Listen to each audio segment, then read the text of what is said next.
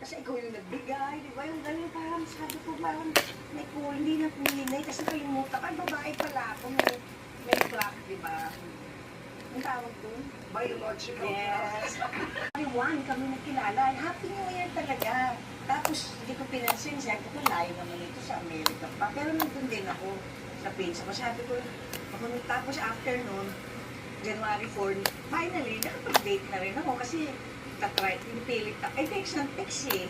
Sige, sabi ko, baka pwedeng after text my sex. So, o, then, tuloy-tuloy na. Hindi na kami naghiwalay. Okay. Diba?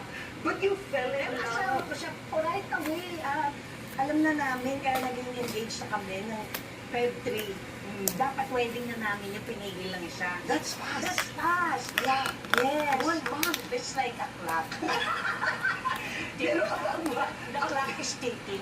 Kaya we have to marry. Okay? Hindi, kasi sabi ko, it's too far. Kasi kung nagmamahala naman kayo, sabi mo, layo naman to have a boyfriend, girlfriend. What will I do here? wow. Kaya Okay. happy name myself. So you got married. Oo. You got married, and then what was that like? Did you have to say? Very hard. Yeah. Para kang nagka-anxiety ako tinapon, pagdidilim na nanginginig. Hindi ko alam ang gagawin ko. Tapos sakto nagkabahay kami ng January 7 din. Kaya memorize ko kasi may flight eh. So nag-Amerika ka. How is life? What was that? It's like No. like a life. And then, how Life did is that like a life. change? Alam mo, lagi kong iniisip, gusto kong makita ng anak ko. Kasi ang tagal ko siyang inantay eh. Lahat hindi tigil. Si pera lang siya.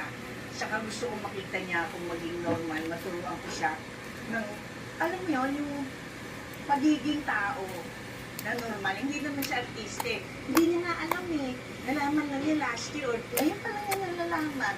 Kaya sumasama-sami siya. Sabi ko basta, nakakatuwa, maalala. Pero alam mo yung iyak mo ngayon, hindi na yung takot ako na meron akong kaso or merong, alam mo yun, parang it's getting better than ever. Pero nung, ayun nga, so syempre naglalaba ako, normal. Yeah, Gising ikwento ko, mo yan. nag-aaral. Oo, what was then, your life in the Mag US? 6 a.m. gigising po ako. Maghuhugas ng plato, with gloves. At kinasanayan ko na kasi masaya. Parang nawawala yung stress mo. Ibig na mag-isip ako sa umaga, habang nag-iisip ako, anong gagawin ko.